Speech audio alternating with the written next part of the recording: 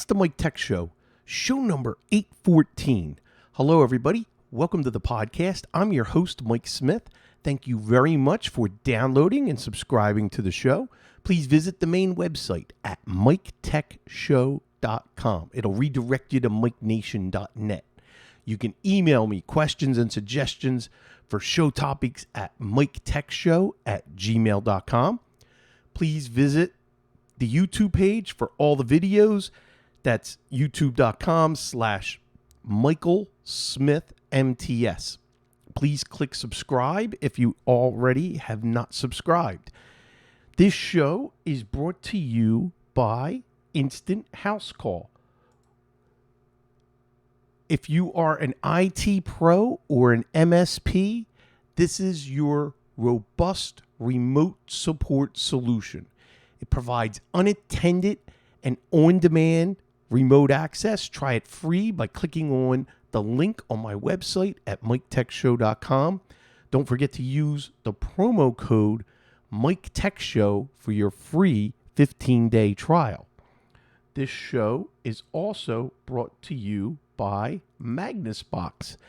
MagnusBox is your best online backup service. They only sell through the channel to partners. You could become a partner and you can kick the tires and try it out and go to magnusbox.com. Experience the free trial, which is the exact same features as paying partners, and you get to really test it out. They now have Office 365 full backups. They are HIPAA compliant, and if you mention that you heard it on the Mike Tech Show, you'll receive free white labeling for your company and get 50% off the platform fee for your first 3 months. Check them out. Go to magnusbox.com. I have great show lined up. We're going to talk about VPNs. I had a lot of work over the last 2 weeks with clients and working on VPNs and ran into some issues that I want to talk about. Then I was reading Maximum PC. I get the digital version of that every month. And the February edition paid tribute. Their machine of the month was the TI-99 4A. I'm going to talk a little bit about that and actually link to an emulator. That machine is the machine that kicked off my career that I got started on. We got a couple warnings. The G Suite Legacy Free Edition is going away, and an obscure MacBook sound problem I fixed, and I will quickly talk about that. And that's the show. So, a couple updates. Thursday night, I had to do work with a client, plus I wasn't feeling 100%, and I'm still not. Last weekend, I tested negative for the first time with COVID-19, but I still have symptoms. I'm still coughing, I still have a sore throat, and I still occasionally sneeze. So I still haven't kicked the symptoms yet. I'm feeling a lot better, and I'm not as exhausted and wiped out, so I'll take that. And no migraines, because the COVID migraines were just really debilitating. So right now, I'm definitely feeling better, but still have symptoms. So let's dive in and start to talk about the VPNs. Now, hold on a second. Let's go to something that really surprised me, and I just didn't realize this. I use Openvpn all the time, and I use Openvpn, the client Connect. I did not realize there is an Openvpn community client that is different than the Openvpn Connect. They're both free, and I was trying to working with Untangle with one of my CPA clients, and they only have like 3 people that need to connect via the VPN. And I've set this up before with an Untangle. I configured everything perfectly. And it just, you could connect, but you couldn't view the peer workstation that I'm sharing out the accounting software, the tax software that they need to use. And it was just killing me. And so I was like, okay, I got to call Untangle. And worked with tech support, and we had to kick it. It was taking a long time. And he had to kick it up to tier 2. And she knew what was wrong. She said, download the community program. So I'm going to have a link to both clients. We changed nothing. All we did was change the client we're connecting with, and Openvpn community, no problem. I was able to see everything, and everything worked. And then I was able to, this was last Friday, not yesterday, but the week before. And Saturday, I had scheduled for the 3 employees to connect into their home machine, remoted in via instant house call, and was able to get them connected and test this, get the software working. I think it was Pro Series 21, and boy, painful install. But once it's installed, it runs really, really well over the VPN. But that first connection and the install took some time. So now that's all working. At the same time, had problems with my other CPA client. All of a sudden, they made changes on the peer workstation. And, it's interesting. When I remoted in, and I hadn't had to work with them, they're not a retainer client, and they haven't called me in quite a long time. They're trying to do everything on themselves. So when you see that the website, they were Googling how to work with permissions on Windows 10, and I just thought that was funny because they're my CPA firm, and I said, you know what? Maybe I should just Google how to do my taxes. And the point was made. And it's interesting because they called me a couple times this week for different things that I think they would never have called me for to save money in the past. So I solved everything in a couple minutes. And it was so funny seeing what they were Googling and what they were trying to do to fix the problem.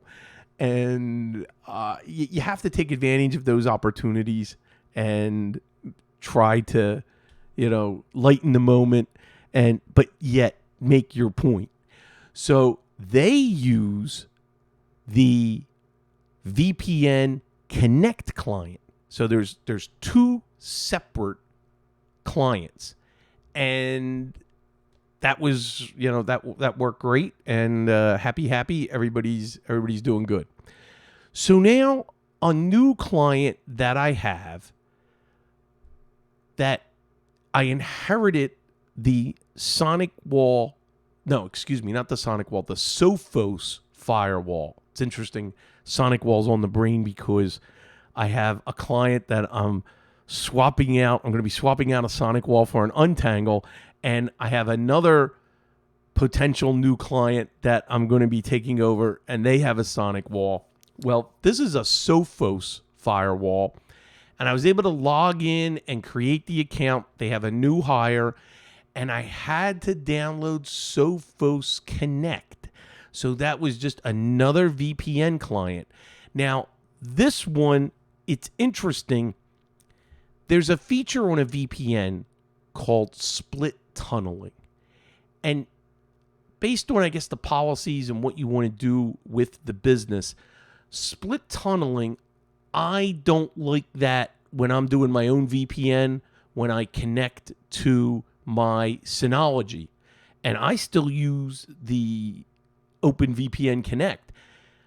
I don't want split tunneling on because what that means, well, I want split tunneling on. Let me take that back. That means all of your navigating to the internet will go over the VPN and out the host. I don't want that. I don't want to cut down on my speed. I only want the traffic that's going over the VPN. I want to only go over that tunnel.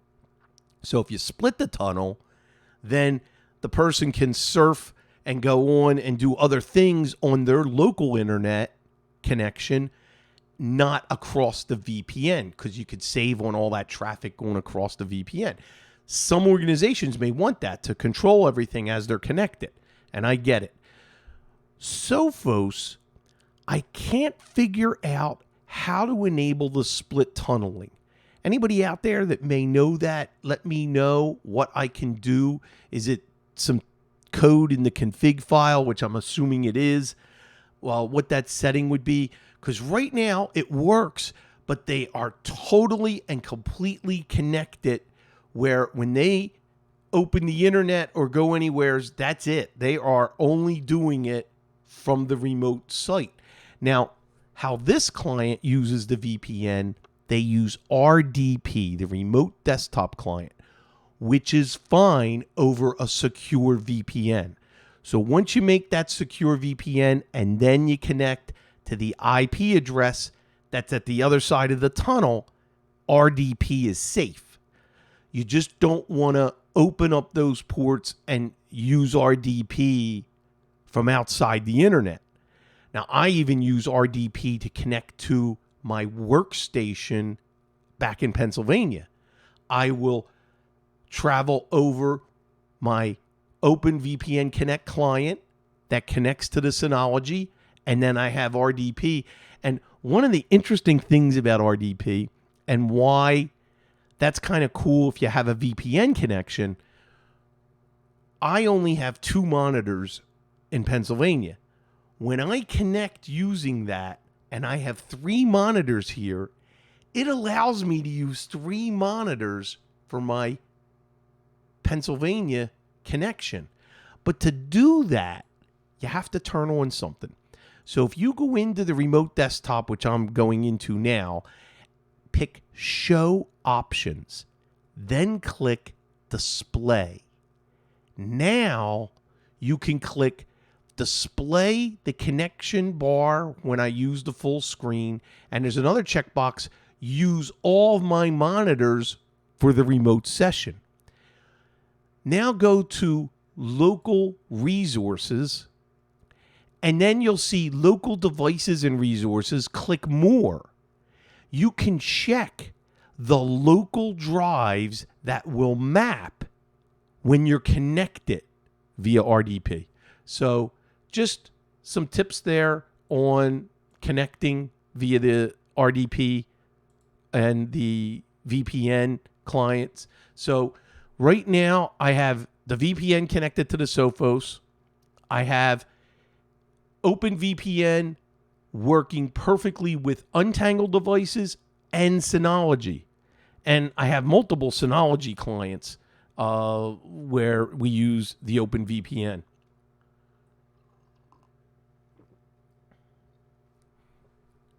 All right. Now, Maximum PC, February. They have a machine of the month, an old machine.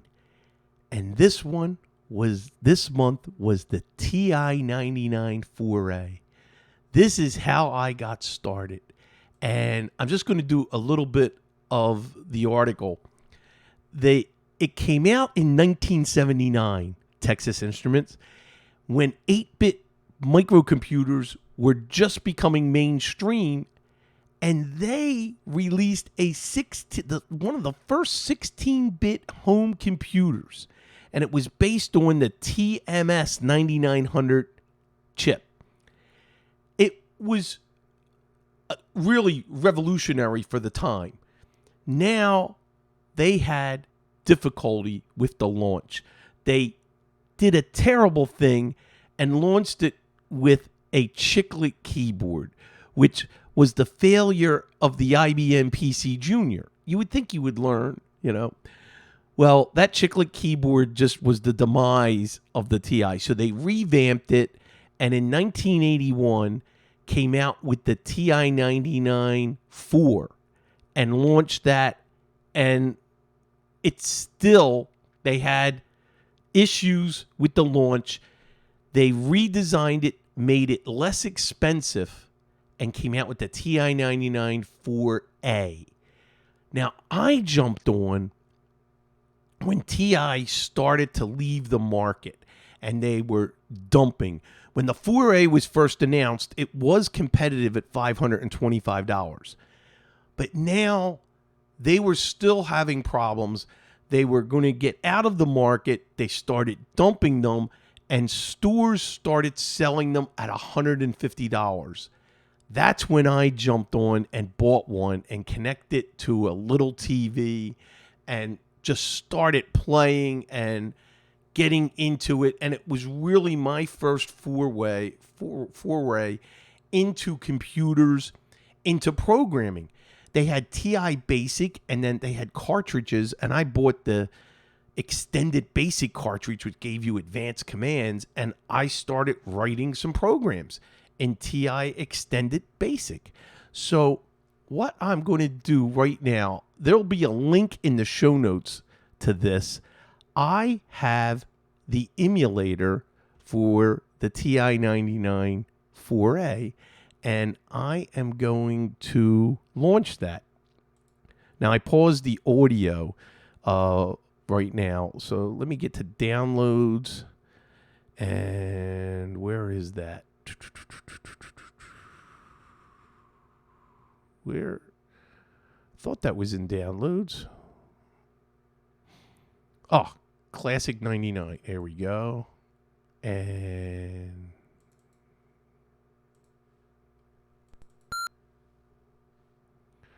all right, let's.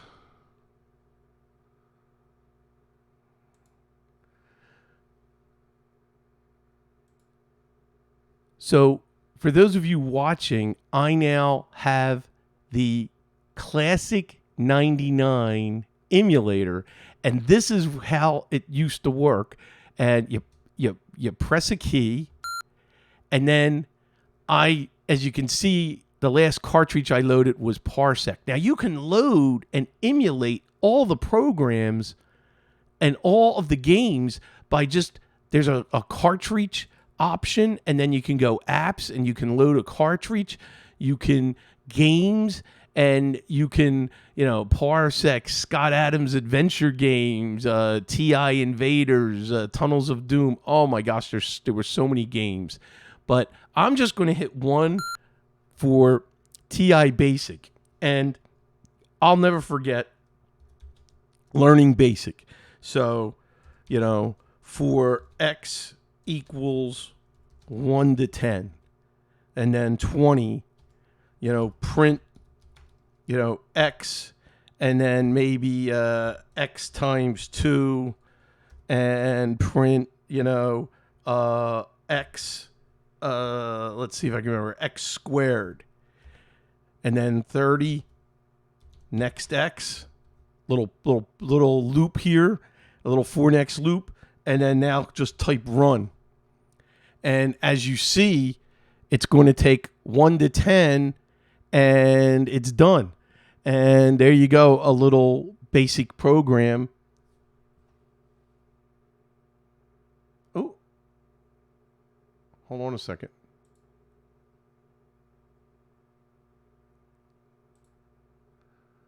Oh, I'm not recording. Give me a second here. So, for those of you watching, I now have the Classic 99 emulator, and this is how it used to work. And wow, audio's messed up. I stopped recording, so the video, everybody has it. So now I got to work a little magic here. So now I'm back recording on the audio, and I was demonstrating a quick little program in TI Basic. But this emulator is pretty cool, and they make emulators for every old platform. If you want to relive the your past with an old computer. Right now, I'm launching the TI Extended Basic cartridge, and this is where now I could access all of the advanced commands for TI Extended Basic. This brings up a backup story, which I think is very important. And it was my first lesson in backups. So I couldn't afford floppy disks. That was just a luxury that was too expensive to be able to back up your programs or launch programs. So I had a tape cassette. And you would use regular cassette tapes to save anything you're writing. So again, I wanted a word processor, and I couldn't afford a word processor. So I started writing my own. And I had spent the one day hours and hours and hours of coding and testing. And I was really making some great progress. And it would just take too long to save. So I was impatient. I didn't want to take that time. So all of a sudden, the cat is at my feet. And, I feel her at my feet. And I'm like playing with her with my foot. And all of a sudden, everything goes dead. And there's no power. And I was like, did we lose power? Oh, no. We didn't lose power. The cat decided to play with the cord, and the cat was on her back and literally wrapped her paws around the cable and pulled it out of the wall. I can't make this stuff up. I lost everything that I was working on. The lesson, backup, no matter how painful it is, no matter no matter what it interrupts or what it does, you take the time. That was an early lesson for me that I learned well. And I yelled and the cat, ran. And then I started chasing the cat, and my wife picked it up and said, "Don't you touch the cat." And I was like, all right. I was really upset, but a valuable lesson. And I'm sure everybody can share a lesson on backups. I would like to actually hear some stories like that. Maybe record it, send it to me on an MP3, or write it all down and send me an email. I'd love to do those stories to just, pound it in, backup.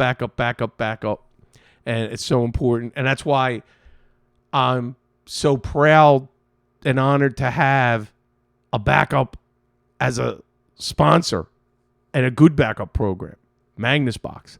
So very good lesson there. So now that kind of kicks me off with the TI, and I start really expanding, doing work. I get a modem, the Anderson-Jacobson modem, and start, a terminal emulator program, connecting the bulletin boards. But then I learned all of a sudden it's the PC clone, the IBM clone. And that's when it really took off, when I was introduced to that. And I told that story from a while back. My mentor, Ray Havey, who, when I learned, he passed away, that was devastating. And he, got me into, quote, the PC. So anyway, wanted to share some of the TI-99 4A stories. When they really started to dump it, the price got to like $49, which is just insane to have that for $49. I used to love the games. They were pretty good. Even Atari came out with games for the TI, even though Atari had their own computer at the time. So a lot of fun. The But this leads to something else when I was talking about the coding.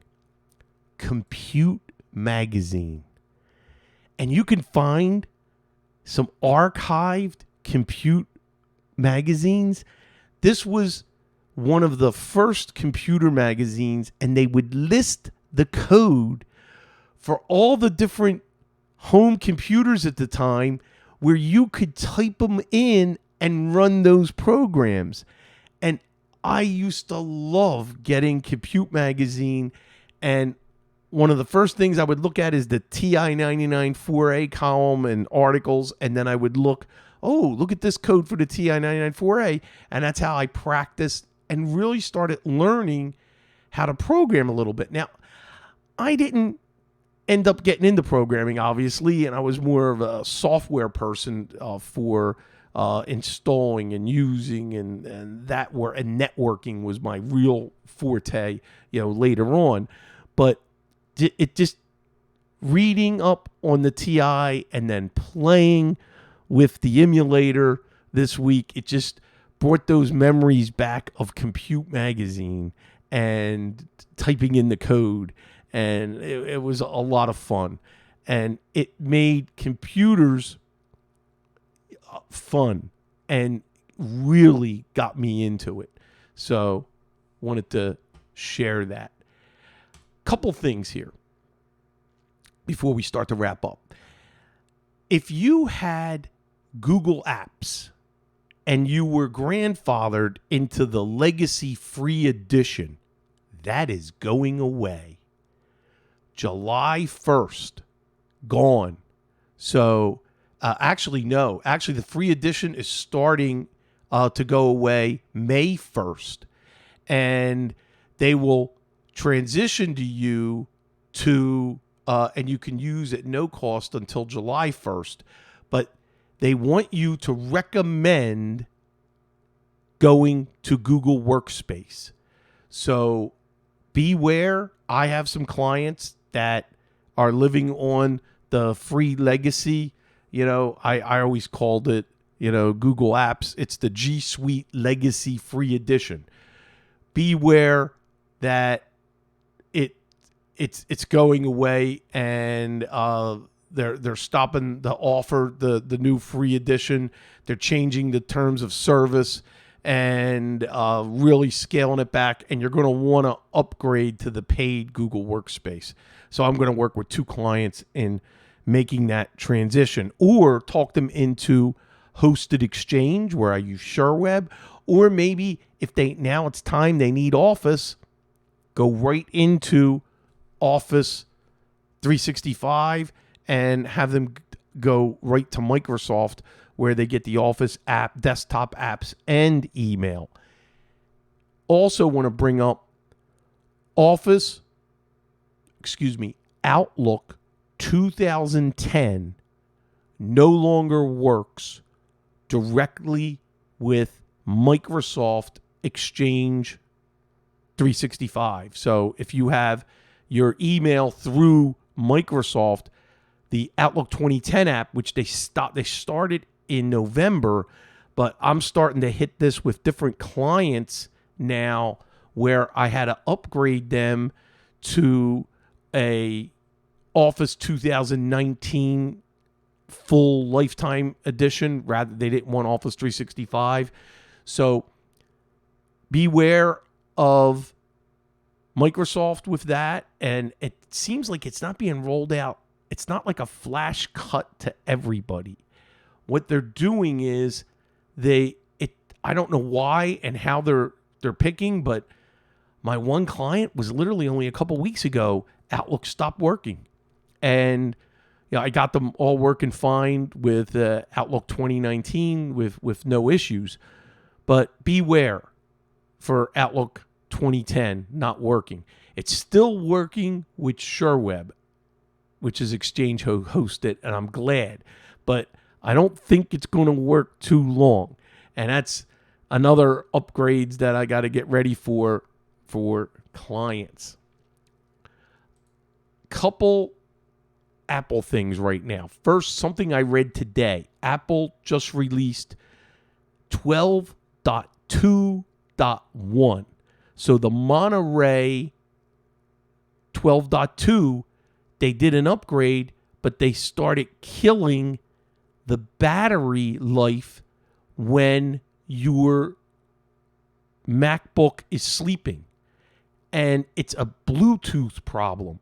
So they've released a fix, a .1. I haven't even had a chance to look at that. I'm going to look at that later tonight and make sure I do the upgrade. So here's the sound tip. You get a weird, warbly, crackling, bizarre audio when you use Apple TV Plus on any of the new MacBooks or the new Monterey operating system. And I started when I wanted to watch The Tragedy of Macbeth, Denzel Washington, and this is an Apple on the Apple program, the Apple TV Plus, and I get that free because I had my iPhone, and I got a free 12 months, and then I think I added another 12 months from T-Mobile, so it's like I got 2 years free. So why not have Apple TV Plus? And they do have a couple, some good programs and some good series that I actually watch. Well, as I'm watching this, the sound, it was a crackling and it was horrible. So on my TV behind me with my Samsung with the Apple TV app, I'm not getting that sound. So clearly it's my MacBook. I'm doing a lot of searching. Well, I'm going to have a link because I found the solution. And what you have to do if you have the newer MacBooks with the M1 processor, you have to open the Midi Setup utility in the Utilities folder. You open up Audio Devices, select the MacBook Pro speakers, and there's a drop down from 48,000 hertz you want to pick instead of the 44,000 hertz, which is the default. Pick the 48,000 hertz, and that fixes the sound. So it was great. I even opened up a ticket with Apple for this because Apple has not recognized this as an issue, and I don't understand because the fix is simple. I don't get it. And so I was in one forum and they said pound them with tickets with this problem, and I'm like, okay, I'll join in that. And I opened my ticket. Well, just searching because I didn't want to think that is there a hardware problem with my MacBook? Anyway, was very happy. And I figured if you are out there, if you have a client that mentions something about that with the sound, or you have a Mac with this issue, great little solution that you can take care of. Couple things you're going to notice. Tech Vets is no longer going to happen because Carrie and I we don't have the time. And the website was coming up for renewal. I'm keeping the domain because it's only like $20 or whatever it is. But the hosting came up for renewal, and I didn't renew it because it was just too expensive. And if we're not going to be doing any more Tech Vets, then let it go. Now, I kept the domain because you never know. So I'm keeping the domain name, but just wanted to put it out there that you can add Tech Vets to your Faded podcasts. All right. That is it for tonight's show. Please remember to check out my affiliate, the Fabs Auto Backup. It is tremendous for changing from one system to another.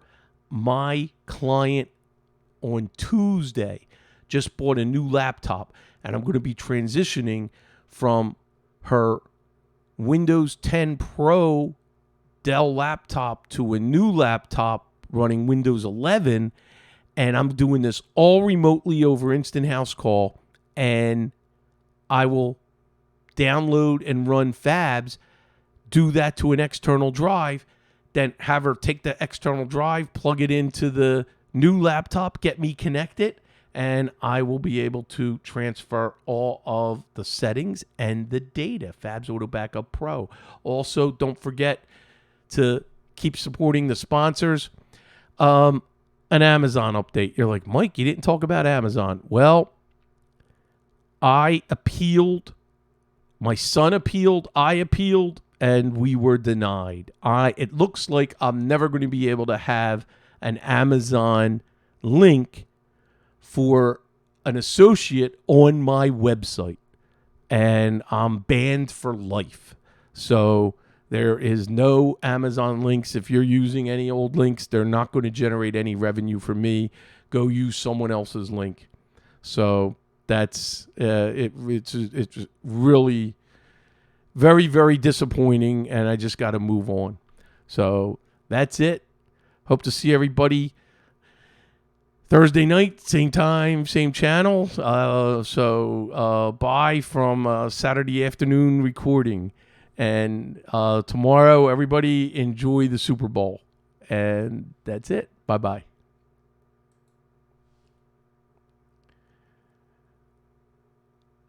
Yeah. No.